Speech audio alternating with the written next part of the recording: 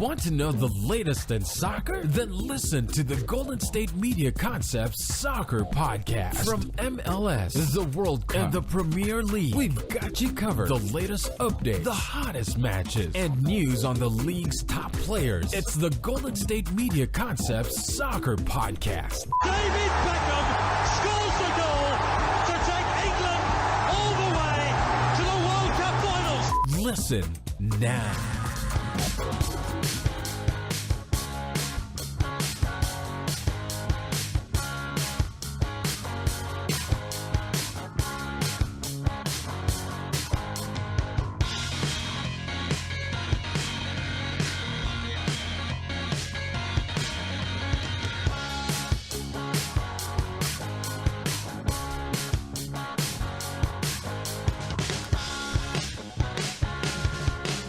Thank you for listening to the Golden State Media Concepts Soccer Podcast, where we discuss everything there is to know about soccer, from the latest summer transfer to the top games and competitions from all around the world. The world. I am Ben. I am Alex. I was going to try to time the world with you at the same time, but you said it different. All right, we're gonna do it ourselves right now. Ready? On the count of three. 1, 2, 3.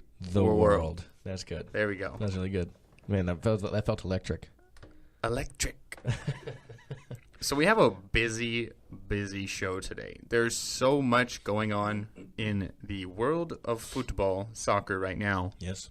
Usually in the summertime, you have really nothing going on because all the leagues are done, Champions League's over with. But we have soccer said, no. They throw us a curveball here. We have a plethora of stuff. We have the Copa America, which started last week. We have the Euros, which gets going on Friday. Can't wait for that. Dude, I've been waiting for 4 years now since the last Euros, which Spain won. Yes, they did very well, I might add. But so we'll go along with what else we have to talk about. There's a lot of transfer news, which is really, really early because usually the transfer stuff doesn't get going until July. Mm-hmm. That's when the transfer window officially opens. But with the Euros and the Copa America coming up here, you have a lot of teams, a lot of players that sort of want to get their club position already locked into place before they go into these competitions. And then on the flip side of that, you have a lot of players who might play well in these competitions and then get huge deals afterwards. Yeah. It's a weird year for this. Everything's kind of backwards. Yeah, so you have sort of the both sides there. You have a lot of players that say, okay, I'm going to announce where I'm playing before the competition so I get all that thought out of the way so I can focus on the competition.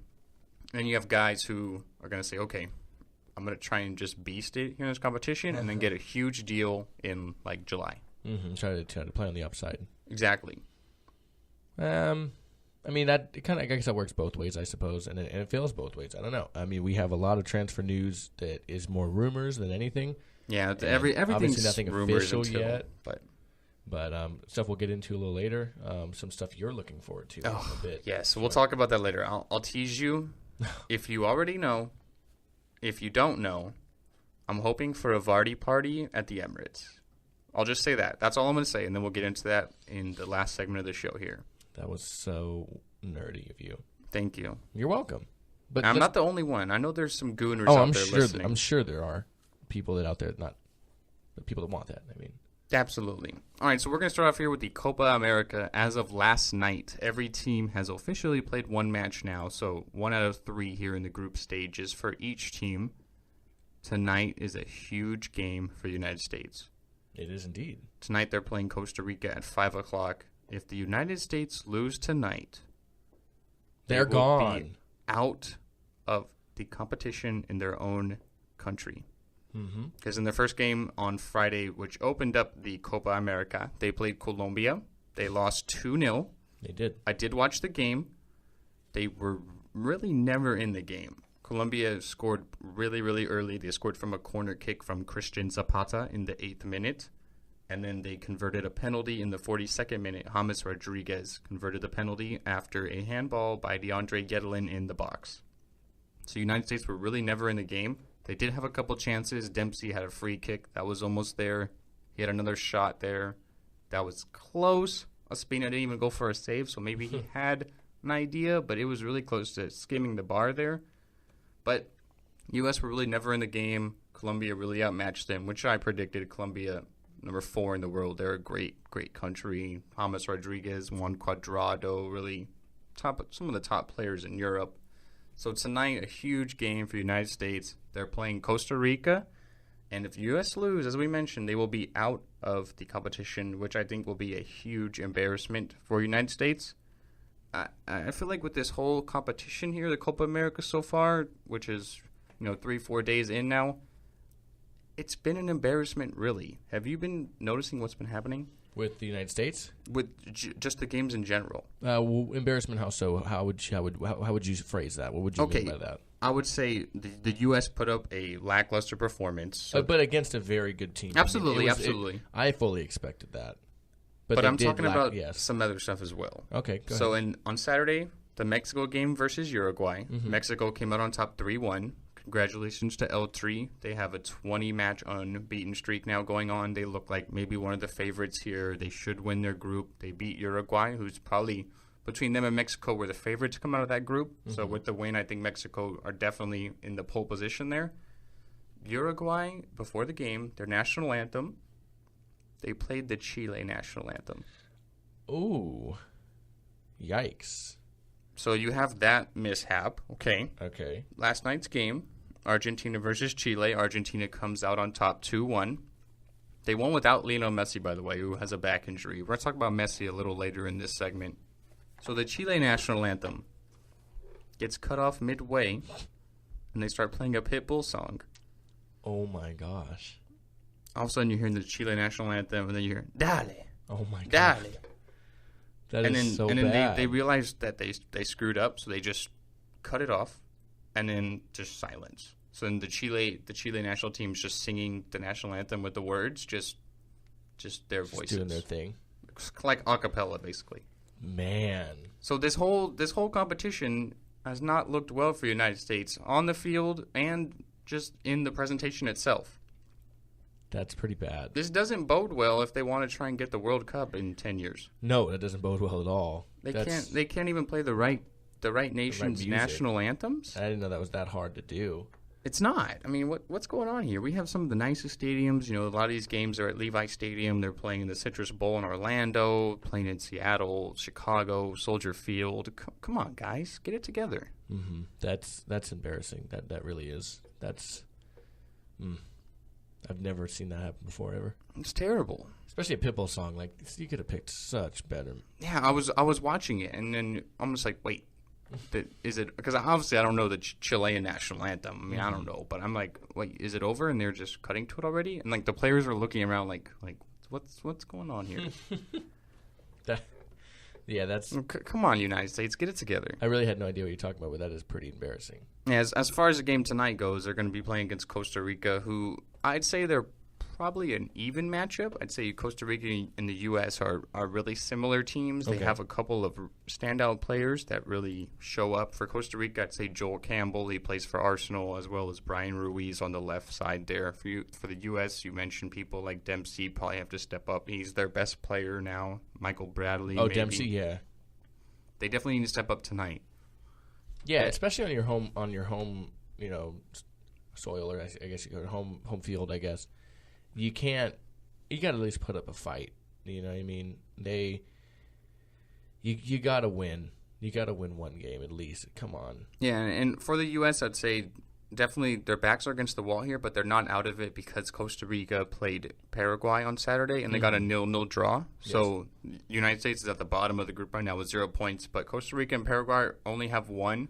You got to think that Colombia, who also plays tonight against Paraguay, is probably going to handle business and beat Paraguay. And for the U.S., that would be the best-case scenario because if they were to win tonight, they would be at 3 points.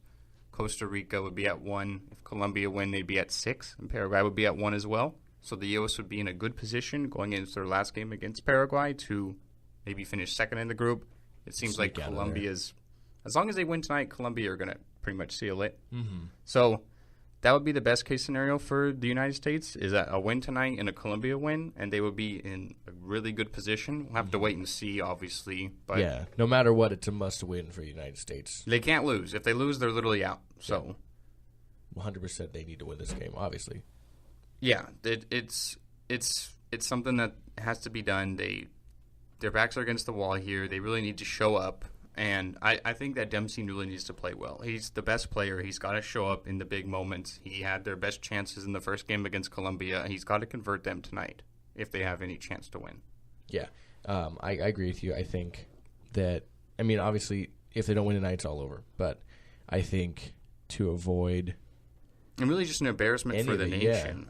Yeah. I mean, the host nation is the first team out? Yeah, I mean, I don't know the last time that happened.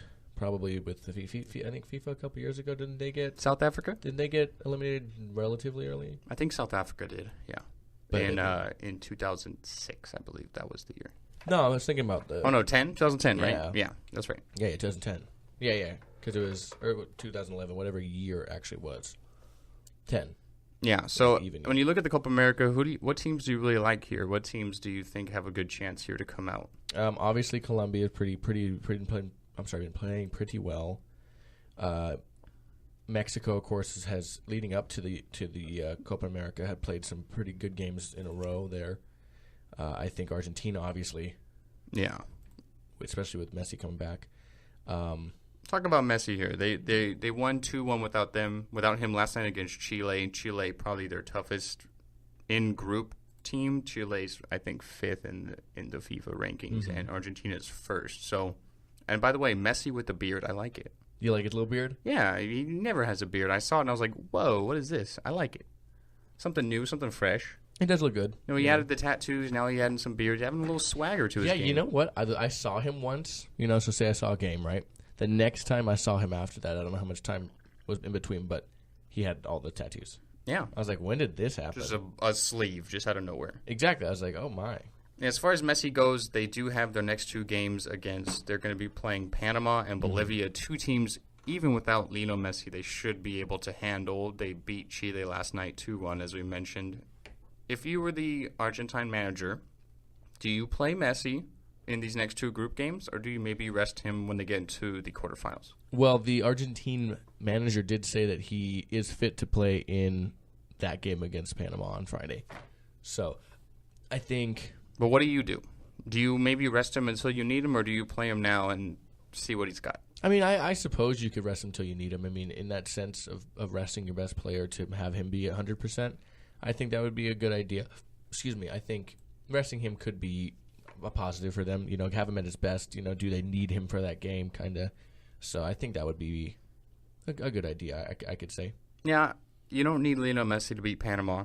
You don't need Lionel Messi to beat Bolivia. And you need Lionel Messi to beat teams like Mexico, Brazil, Colombia. I rest him until you need him. Yeah, I think that's a good idea. And like I said earlier, too, Argentina doesn't.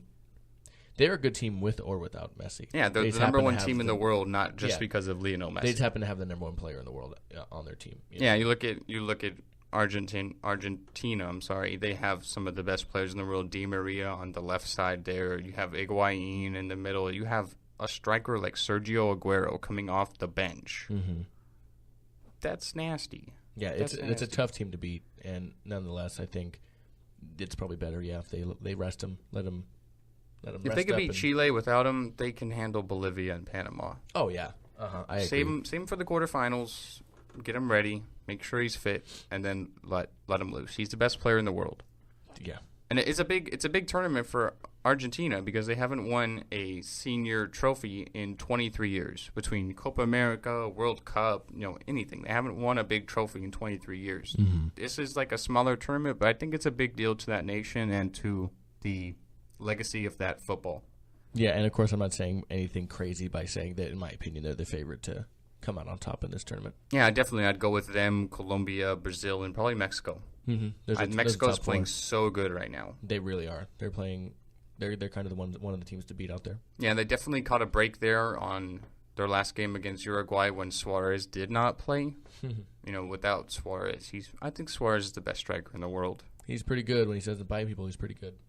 Hungry Suarez. Yeah. Leave the biting at home, and he's a pretty good player. Yeah. So they're not going to have Andres Guardado, who got a red card for the next game, but I think they should be fine. Obviously, Mexico and Uruguay were the top 2 teams in that group. They should be able to handle their next 2 games. I think one of them's against Jamaica, so they should be fine. Mm-hmm. So I think Argentina takes it, though. I do too. It's hard to. How can you bet against Messi? I don't. Exactly. I really Messi, don't. Higuain, Di Maria, the list goes on and on. Mm-hmm. They're like an all-star team. Yeah, they're. I think they'll take it. I think they finally step up to the plate and take it here. I'd be happy to see that. Yeah, definitely. So we're going to take a quick commercial break, a word from our sponsors, and we're going to jump in with the UEFA Euro 2016 tournament, which gets started on Friday in France. We'll be right back here at the Golden State Media Concepts Soccer Podcast.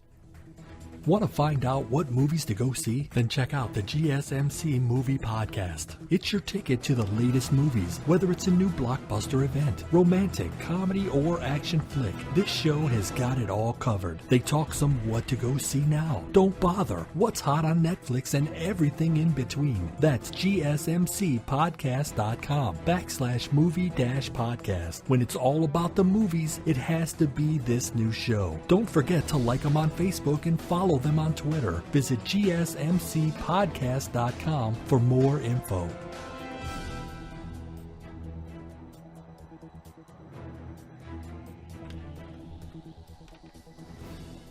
And we are back here at the Golden State Media Concepts Soccer Podcast with some news on something Ben and I have been looking forward to for a long time. Is the Euro 2016 tournament. Yes, sir. Starts on Friday. Jinx, starts on Friday. We're just in sync with everything today. We are. Do you want to give a rundown of some of these groups that we will be seeing here in the UEFA League? Yeah, so we have Euro 6 groups. We have 6 groups, 4 teams in each group. So Group A, we have Albania, France, the host nation, Romania, and Switzerland. Give me your 2 favorites from that. So I definitely think France are the favorite to go out on top of this bracket.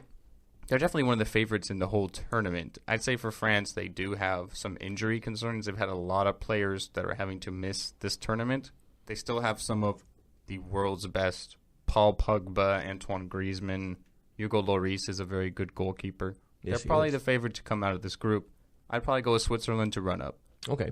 And then let's look into Group B. We have England, Russia, Slovakia, and Wales. And this is a tough group as well. Obviously, England are looked at as the favorite. A lot of high-profile players, Wayne Rooney, Jamie Vardy, Harry Kane, lead that attacking up there. They're some of the best in the Premier League. Russia, not a bad team. We're in the World Cup 2 years ago. Slovakia, and then Wales, who are really a surprise team. Sort of the Cinderella of the Euros, in my opinion. This is their first European competition in a really long time. Okay.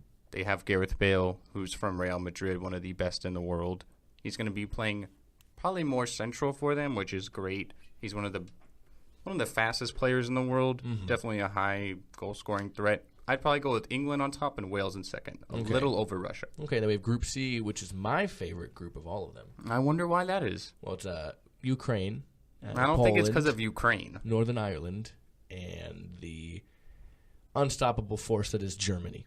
Yeah, so obviously I know you're coming with Germany to come out on top of this group. Germany, and then, of course, Northern Ireland, Poland, Ukraine. I would say it's probably toss-up for me. I would say Ukraine to come out of there. You think Ukraine? Okay. Yeah, I think they have a little bit of an edge on the Poland in terms of skill of the team. But I would say between those two, it's a little bit of a toss-up. But Germany, of course, I feel like is coming out of there. Yeah, I think Germany's definitely the heavy favorite in Group C. They should win that group. I'd go with Poland to come out second, though. Okay. I do love how they have Robert Lewandowski, one of the best strikers in the world, the Bayern Munich man. I think he'll score a lot of goals. He'll really lead that attack for Poland. Lewandowski's a real impressive player. Yep. Then we have Group D. Group D, I look at Group D and really Group E, which we'll profile shortly after this, as the group of deaths here. It matches with the Group D. I think Group D is probably a little harder of a group than Group E. So Group D, we have Croatia, we have the Czech Republic, Spain, who are the defending Euro 2012 champions. So they won this competition 4 years ago. And then we have Turkey. So with this group, I think Spain's probably the best team.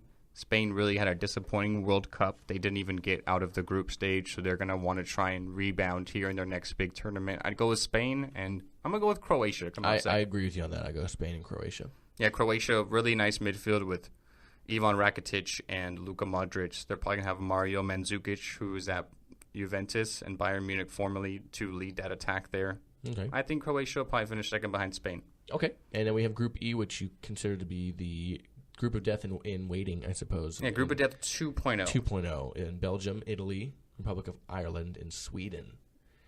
Italy and Sweden I see coming out of this. You think so? You think Belgium's going to fold? I think Belgium has sort of been the popular pick. They to have been pretty flop. good. Yeah, I mean, but yeah, I know they have been. I think they have been that team that's kind of on the cusp of. Some people think they're going to go far, and some people think they're just going to fold out. So, Yeah, they have been really popular to fold Belgium. yeah, I want to say Italy and Sweden. Sweden's a good team. Maybe if Belgium eats their waffles, they'll be good. All right. No, I think for me, I'm going to go Belgium, and Okay. I'm going to go Italy just slightly over Sweden. It's hard to ever bet against Ibrahimovic for Sweden, but it's really Ibrahimovic and 10 other guys for Sweden. So Fair enough. Belgium, the heavy favorites, one of the best teams in the world. I think they're number 2 in FIFA rankings. You look at the list goes on and on. Lukaku, Eden Hazard, Kevin De Bruyne, Dries Mertens, Raja Nainggolan. I think Belgium are definitely going to win the group, and then I'll go with Italy, just a little over Sweden, Okay. And then finally, we have Group F. which I think is just the easiest group for Portugal. Okay, so Portugal and everybody else you're saying. Which Yeah, would be I really do. Austria, Hungary. Not Austria-Hungary from the old Ottoman Empire back there in the 19-teens, but Austria. What a and coincidence that Hungary. they're in the same group. Very much so. And Iceland. So, yeah, Portugal all the way, and I guess Austria. Yeah, I'll definitely go with Austria to come second behind Portugal. I think Ronaldo has a field day against Hungary and Iceland. Like you mentioned, this isn't the Mighty Ducks, Iceland. This is Yeah, the. this isn't D2 Mighty Ducks, Iceland. You guys aren't a powerhouse over here. I think Ronaldo has a field day against those two teams, even against Austria. Austria is still a very good side. I think they come in second in the group. Look at players like David Alaba, who play more of a midfield role as opposed to left back, which he plays at Bayern Munich with center back. And then you have people like Marko Arnautovic, Sebastian Prudel. I think Austria probably comes second behind the group, behind Portugal. That's interesting. Very interesting way of looking at it. I agree with you there. I think it's going to be a great tournament. Obviously, you know who my favorite Yeah, team you're definitely leading in there is. You're going Germany to win it all, you think? I think they've been a powerhouse, and I think I want to go with them to be the team to win. And as opposed to a lot of people who are favorite of a team that are blinded by the favoritism, are like, man, Italy's going the whole way. Oh man, the Republic of Ireland's going. I think Germany has a shot at winning all of it. So I agree. If you would have asked me this a year ago, I would have said France. Like, no doubt, France are going to win it all. Host They're going to be at nation. home. Yeah. They have a lot of momentum. A lot of great players that are young. Paul Pogba is obviously already one of the best midfielders. I think he's like 22 or 23 years old. So, but you ask me now, I don't know. I think France is still a heavy favorite. They're not bringing Karim Benzema, who plays at Real Madrid. They don't have Rafael Varane due to injury. A lot of other players are injured. I still think they have a very solid squad led by Pogba. You mentioned Griezmann, Blaise Matuidi, who plays at PSG. I think will still be there. So I definitely think they're still one of the favorites. I don't know about Germany, though, but I hate to break it to you. They've been playing. that's okay. They haven't been the greatest in the international scene It's true. recently. Excluding their FIFA win in Yeah, I'm sorry. 12. I'll mention after the World Cup win. Yeah. So between the World Cup win and now, they've been kind of sluggish there.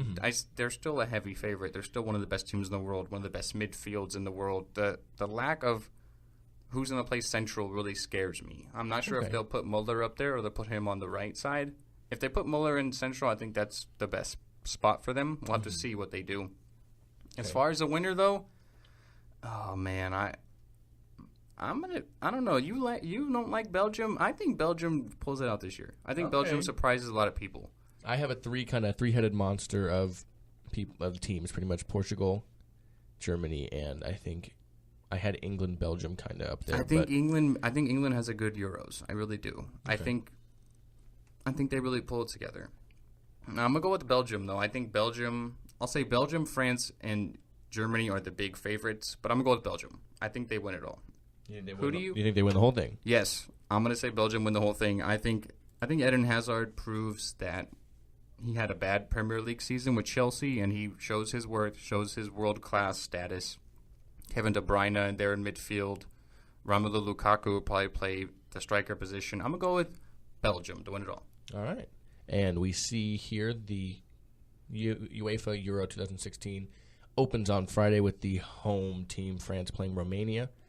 Then moving to Saturday, of course, they have plenty of games there. I'm, of course, looking forward to Sunday when Germany takes on Ukraine. So Yeah, a lot of games, they're all going to be on the ESPN family of networks, ESPN, ABC.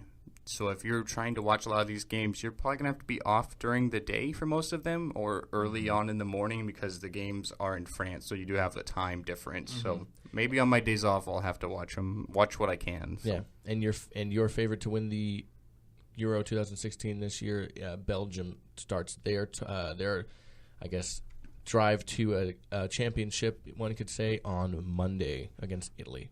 Yeah, Italy, there's a lot of question marks with Italy. They're not going to have Marco Verratti. He's injured, the midfielder who plays for PSG. He's a really, really good midfielder, really box-to-box. So I think Italy, they're a decent team. I still think Belgium wins it all. I think a lot of people are picking them to fold. I think they'll really go all in and win.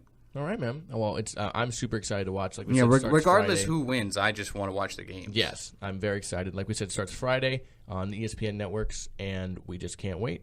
We'll take one more quick break here at the Golden State Media Concepts Soccer Podcast, and we have a little bit of transfer news for you guys to end the day with, and we'll let you get out of here. We'll be right back, and don't go anywhere. Are you looking for the very best NFL and college football podcast? Then check out the GSMC Football Podcast. Get the latest football news both on and off the field. From the NFL Draft to trades to the rumor mill to the NFL Combines. They got you covered. That's GSMCpodcast.com/football-podcast. Get updates on college rivalries, game day insights, and much, much more. It's football talk the way you want it. This show eats, sleeps, and breathes football. Don't forget to like them on Facebook and follow them on Twitter. Visit GSMCpodcast.com for more info.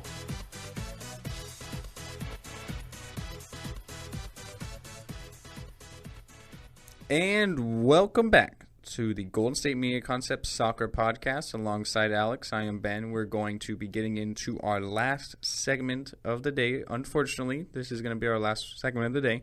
But you know what? For me, this is probably my most anticipated, highly hyped segment, the one I'm most excited to talk about.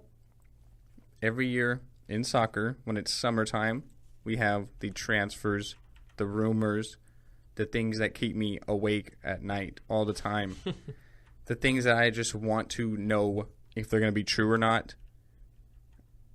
And I don't know, man. There's so many to talk about. I don't even know where to start. It's like free agency time for the NFL for me. It really is the same thing, especially now because with the soccer going on, you can't officially sign anyone until July, but you can think of it as the NFL. Know how you can like agree to contracts in principle? Yeah. Think of it as the same thing. Like you can agree to contracts in principle with players, but you can't officially sign them until July. I got you. Okay. So what are some of the ones you're most excited about, though? Should I say it as a biased Arsenal fan, or should I go with Man United first? There's a lot of Premier League ones to talk about here. Let's start with Manchester United. Start with Man United? Okay, so as we mentioned a couple weeks ago with Jose Mourinho possibly coming into Manchester United, that is now set in stone. He is the Man United boss. Okay. And then we mentioned maybe Zlatan Ibrahimovic joins him. Well, you did. Supposedly Ibrahimovic is going to announce where he's going today. He's going to hold a press conference sort of leading into the Euros because Sweden's there. And on Friday of last week, it was reported that Ibrahimovic signed a 1-year deal with the Red Devils. That's pretty exciting. What's crazy is that there was reports that he could be earning somewhere between 230 to 300,000 pounds a week. Jeez, that's a crazy number. A lot. Rooney's earning 300K a week, so he could be up there making the same as Rooney. I think that's obviously way too much for Rooney. Don't take this the wrong way here, but for Ibrahimovic, it's way too much too. But you got to try and convince him to come here somehow. I mean, whenever I look at sports contracts, I always say it's too much for a game, but no, I know what you mean by saying that's too much. I get what you mean. I mean, there's not many people out there that are really worth their contract. Obviously, a lot of people are overpaid. Just look at the NFL, okay? Yes. But we're not talking about that. We're talking about soccer. So Ibrahimovic is reportedly, supposedly going to come to Manchester United, which gives me a headache. Just thinking about Ibra in the Premier League, especially for United, not a team I like. And I like Ibra, and I have to root for him and hate him at the same time now. Which is a hard thing to do. Exactly. I mean, just kind of like fantasy football. Like, I love the Packers, but if the guy I'm playing as Aaron Rodgers, I hate it. But it is what it is. So, fair enough. Ibrahimovic, 9 out of the last 10 years has won the league. He's been on the team. And the year he didn't win, he finished second. So if Ibrahimovic does come to Man United with the addition of Mourinho, with the addition of whatever they do in the summer, I think there's no way they don't qualify for the Champions League, which is finishing top 4 in the Premier League. I would love for that to be true. I don't understand. Well, I can understand why Ibrahimovic went to Man United. It's obviously the most legendary, recognizable club in England. Yes. They have Mourinho, who he has a history with. But I'm kind of surprised Ibrahimovic went there because they're not going to be in the Champions League this year. They're going to be in the Europa League, which is kind of like, if you don't know, it's like the minor leagues of the Champions League. It's a European competition, but it's the teams that finish sort of 5th and 6th in their respective groups, okay? Mm-hmm. As far as Ibrahimovic, I'm surprised he went there because Ibra is sort of he's an ego guy. You know, he talks in a lot of third terms like, oh, Zlatan doesn't do this, Zlatan does this, Zlatan, with his Swedish Zlatan voice. So I'm surprised that Zlatan Ibrahimovic went there because he's a team player, don't get me wrong, but he's an ego guy. He's a me guy. And he's not going to be in the biggest competition in Europe because Man United did not qualify this year. Mm-hmm. So I'm surprised he ended up going there, but at the same time, he has the chemistry with Mourinho. He's going to be there 1 year, then maybe he goes to somewhere like China or the MLS. Who knows? I mean, it's a year from now. We'll see. But as far as Ibra going to the Premier League, exciting news. Going to Man United, for me, not that much exciting news. Exciting news for me. But you were talking about Arsenal, which is exciting news for you. What would that news be? Oh, my God. Ironically, the same day, Friday. So reports come out. I get on my phone. All these, notifications are going crazy. That Leicester City striker Jamie Vardy had his buyout clause activated, which is around £20 million, so around 25 million American dollars. Okay. Activated by Arsenal. So I read this, and I go, all these rumors all the time are fake. All these rumors are basically just gossip tabloids trying to get you to read them. I'm like, I don't know if there's any truth to this. No way. Then you just see it popping up everywhere. You see it on ESPN. You see it on Sky Sports, Fox Soccer, NBC. And I'm like, oh, my God. Is this going to happen? Is Vardy coming to the Emirates? And just for the last, 4 or 5 days, I've been checking this literally multiple times a day. Because all the time you have these rumors, and they're all, like I said, not really most trustworthy rumors. So you have people saying, oh, Vardy's going to take his medical at Arsenal on Sunday before he leaves to the Euros. Oh, Vardy's going to make a formal announcement on Monday before he leaves to the Euros to announce where he's going. That didn't happen. No. Vardy's going to make a decision by Wednesday to decide where he's going. We'll have to see on that. And then I wake up this morning, and it's like, oh, Vardy's going to wait until after the Euros, because he's playing for England, to decide where he's going. Because Arsenal are reportedly offering him a contract of around £120 a week. £120,000 a week, I'm sorry. £120 a week? No, £120,000 a week. And then Leicester supposedly made a counter-offer to try and keep Vardy there because they know how much he means to the team. Vardy's maybe not going to leave because he thinks if he leaves, then a lot of the Leicester City stars like N'Golo Kante and Riyad Mahrez will leave, so maybe he's going to stay now. Just make up your mind, Jamie, please. If you're coming, great. For the sake of Ben, just please. For the sake of Ben and the Golden State Media Concept Soccer Podcast, just tell me what you're doing. Even if you're not coming to Arsenal, just let me know. Let the world know. Just break his heart now. That way you're not just going to keep us on the edge forever. Because here's what I look at it with the Jamie Vardy transfer. It's really down to Arsenal and Leicester City, and the ball's in his court, deciding where he wants to go. Here's what I think about Arsenal. If he was going to go to Arsenal, I think he would have announced it already. Okay. I think the longer this goes on, the more momentum Leicester City gains. Because the longer it goes on, the more and more he's going to think about, oh, maybe I should stay. We're going to be in the Champions League. We're the defending champs. Maybe I can convince Riyad Mahrez and N'Golo Kante to stay with me.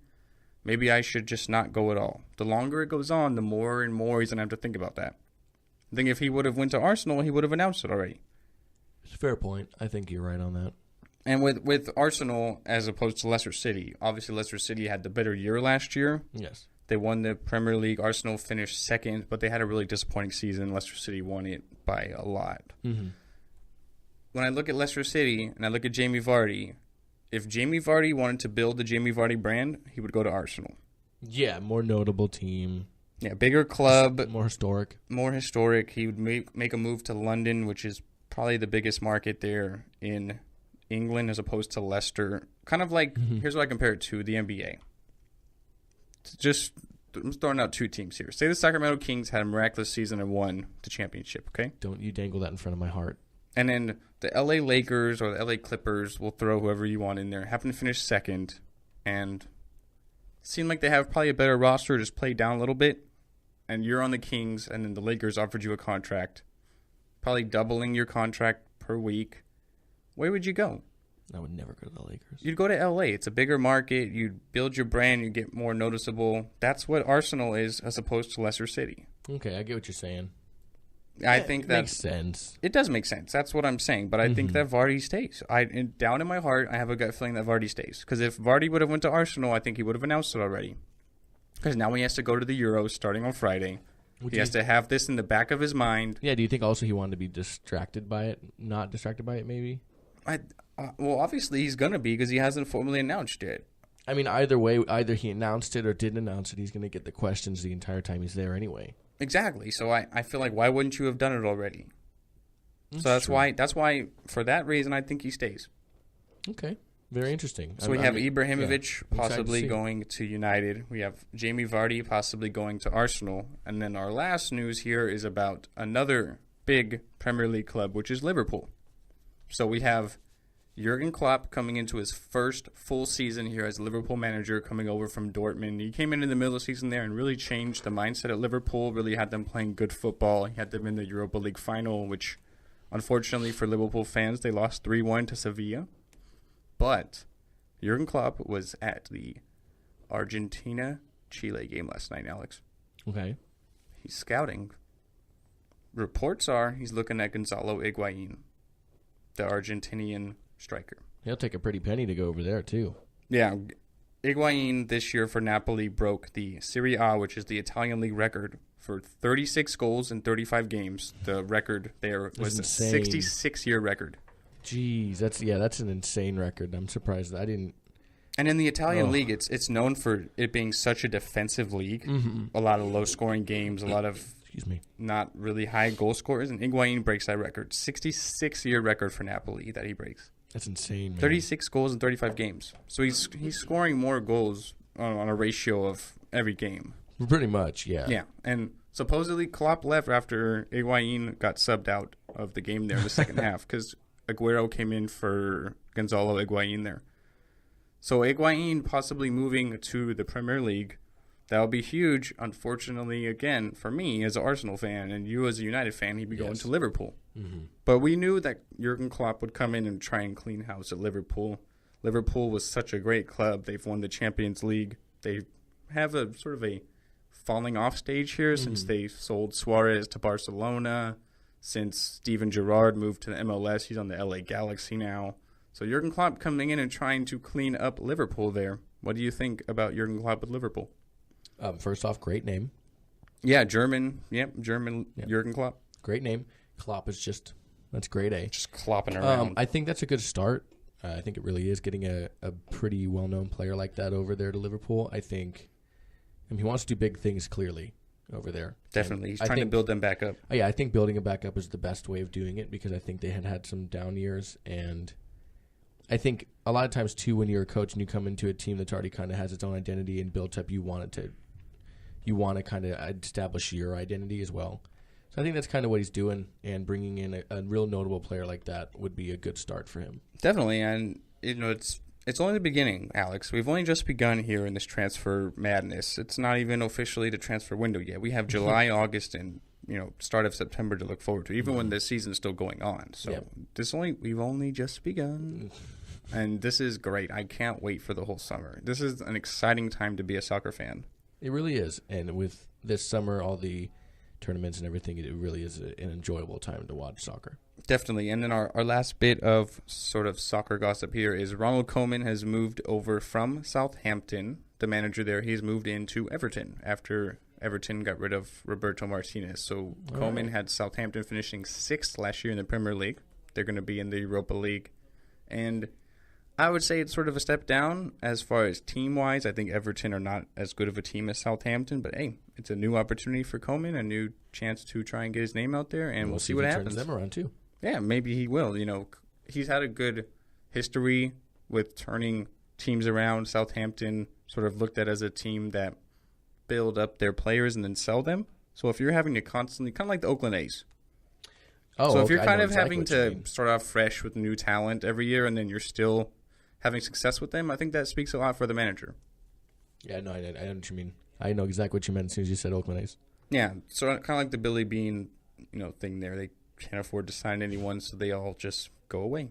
Okay, then. So that's kind of what Koeman had to do with Southampton. So maybe with Everton, we'll see what they can do. I think they lose Romelu Lukaku, the Belgian striker, in the summer. He really wants to play Champions League football, but he's going to demand a lot of money. So maybe something doesn't fall through and he stays at Everton. Who knows? But we'll have to see. So definitely a new move for Everton. I think it's a good one. Roberto Martinez had a great first season, but he's kind of fallen off here in the last 2. I think Ronald Koeman really improves their squad. It'll be interesting to see how it goes. Yeah, definitely the Premier League starting up again in August. I think Very excited. Schedule either comes out June 15th this month or July 15th. Okay. So keep a lookout for that. I mean, obviously we already know every team isn't going to play every team twice, but we look at the official fixtures, maybe a tough stretch, we'll have to see what happens. Yeah. Could determine who wins the league. Yeah, it's going to be a very competitive league this year. Yeah, I'm looking so excited to it. But we have so much more football between now and then to talk about even before that kicks off with these summer tournaments. I just can't wait for them. I'm with you, man. And we'll have them all here for you at the Golden State Media Concepts Soccer Podcast. That's right. Every Tuesday. Yeah, every Tuesday. Once a week. You guys only get us once a week, so enjoy what you get. Yeah, I'm sorry about that, but, that it is what it is. That's very true. But we got to get going today. That is going to be it for us today. Yeah, we are going to see you guys again a week from today, next Tuesday, where you can hear our sultry, beautiful voices tell you about all the new transfer rumors, the UEFA Euro 2016, and some of the Copa America tournament. That's right. We'll have a lot more stuff knowing and happening between then. The Euros will be in full effect. Copa America will have a good idea of who will be advancing in the group stages. We can even give you live updates of games. That's right, because they will be going on while we are talking. Yeah. So we'll give you some of those, and we look forward to seeing you guys again on Tuesday. That's right. Make sure you listen to the podcast. You can listen to it many, many different ways. You can go on to GSMCpodcast.com. Make sure you click on the soccer one. That way you can listen to us. There's so many other podcasts, though, not just sports-related. Things like, weird news, movies, television, and then your basic sports ones, MMA, football, baseball starting up soon. You can also listen to us on iTunes. You can search Golden State Media Concepts and find all the podcasts there. You can follow us on Twitter at GSMC_soccer. There's links all the time to some of the other podcasts and all the episodes we put up.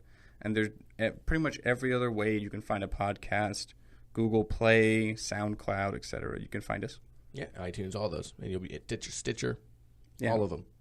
Whatever one you like. Your thing. Just go ahead and subscribe to us. But we will see you guys again next Tuesday. As always, I'm Alex.